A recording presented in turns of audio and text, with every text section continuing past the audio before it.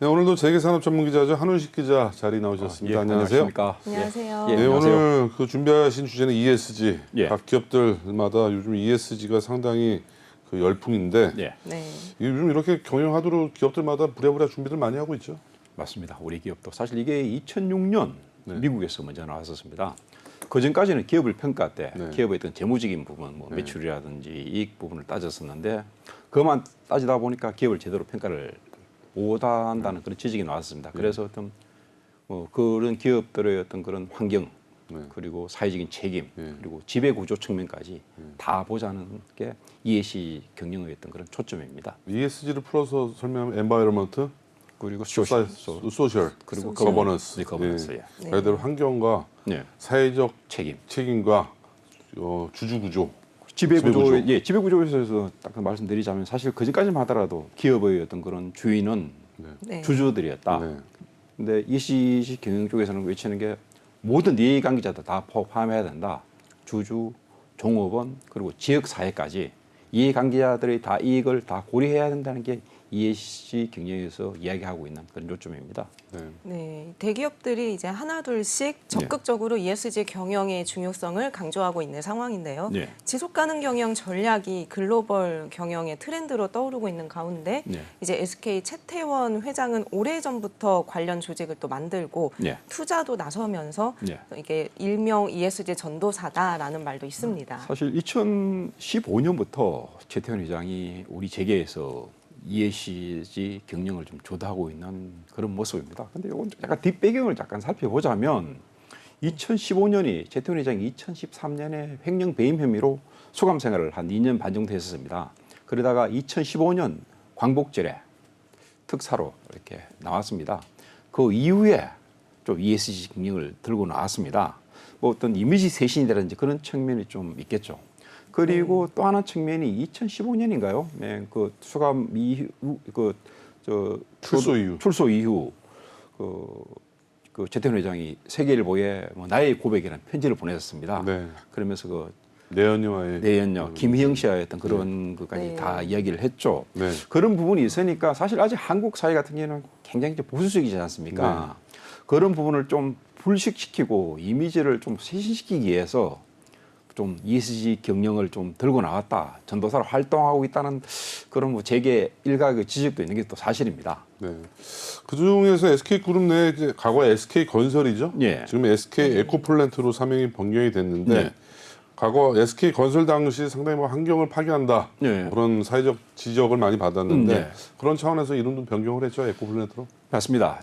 작년 초에 뭐 SK 건설이 SK 에코플랜트로 사명을 변경했는데 잠깐 뒷배경을 좀 살펴보자면 사실 우리나라 건설사 5대 빅메이저가 보면 뭐 현대건설 그리고 저기 삼성물산 건설 부문 그리고 GS건설, 대우건설, 포스코건설 네. 이 5개가 있는데 근데 SK 그룹 같은 경우는 올 4월달에 재계 2위로 뛰어 올랐습니다. 네. 현대차 그룹을 제치고 네. 자산이 260조. 네. 그러니까 작년 기준이죠. 현대차가 210조. 네. 그럼에도 불구하고 SK 그룹 내에서 건설 부문 비중은 굉장히 약합니다. 네. 뭐 그런 이유가 사실 뭐 다른 빅 메이저 같은 경우에는 소위 말하는 그 주택 건설 부문, 네. 아파트 쪽에 집중적으로 이렇게 좀 이렇게 투자도 하고 좀 나서고 있는데 사실 SK 건설은 그렇지 못했습니다.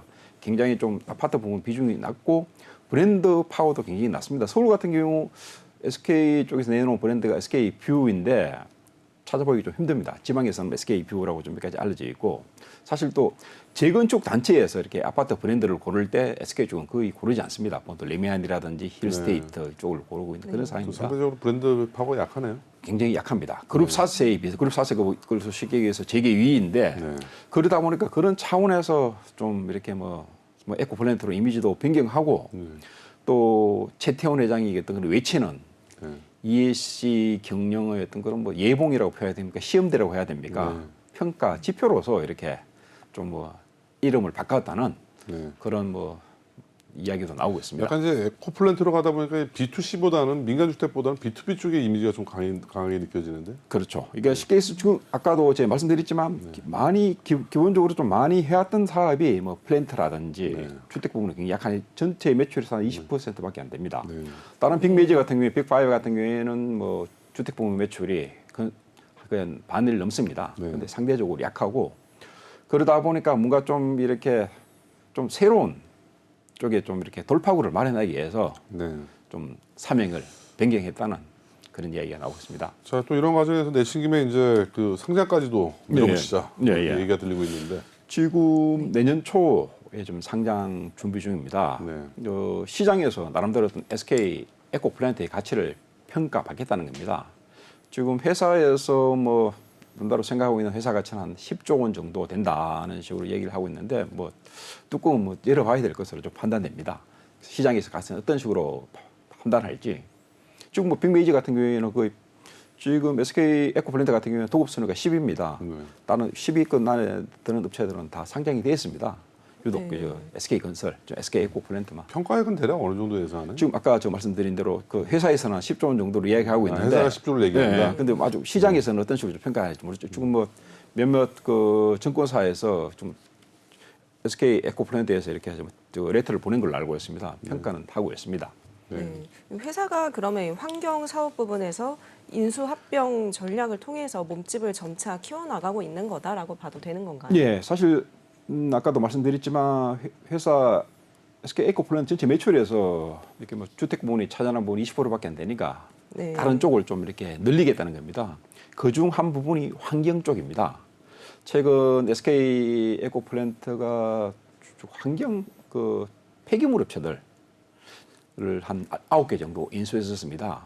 어젠가요, 그 KG 그룹 컨소시엄 이야기하면서 네. KG ETS라고 있었지 않습니까? 네, 거기도 환경 관련 업체. 환경 관련 업체. 그뭐 폐기물 업체 폐기물 사업 부문 하나를 이렇게 팔면서 5,500억 정도에 팔았습니다. 네. 시장에서 요즘 같은 경우는 폐기물 업체가 굉장히 좀 높이 평가받고 있습니다. 네. 그런 측면에서 뭐 SK 에코플랜트도 적극적으로 환경 폐기물 업체들을 인수하고 또 이렇게 적극 투자하는 걸로 알고 있습니다. 사실 그전까지만 하더라도 이 폐기물 업체가 거의 중소기업들의 영역이었습니다. 그렇죠. 대기업들이- 중소기업도 안 됐죠. 한때는 네. 고물상이라고 불렸었는데. 그렇죠, 그렇죠. 근데 대기업들이 안 뛰어드는데 요 SK 에코플랜트 같은 경우는 좀 이 시장이 좀 뛰어들고 있습니다. 네. 근데 이 SK 에코플랜트가 농촌 지역에 폐기물 매립장을 무더기로 건립한다고 해서 또 네. 논란이 일고 있는데요. 이 에코플랜트란 이름과 좀 무색하게 농지를 파괴해야 한다는 생각도 드는데 어떤 내용입니까? 예, 잠깐 제 얘기입니다. 이게 뭐 네. 지금 좀 공장 저 폐기물 건립장을 지금 뭐 설립하고 있는 그런 단계입니다. 충북 괴산군입니다. 충북 괴산군의 그 메가폴리스라는 산업단지 내에 그 30만 평이라는 부지 안에 좀 SK 에코플랜트가 폐기물 매립지를 지금 건립하고 있습니다. 이게 쉽게 얘기해서 사실 그 산업 폐기물 같은 경우는 매립하려면 좀 이렇게 구덩이를 파야 됩니다.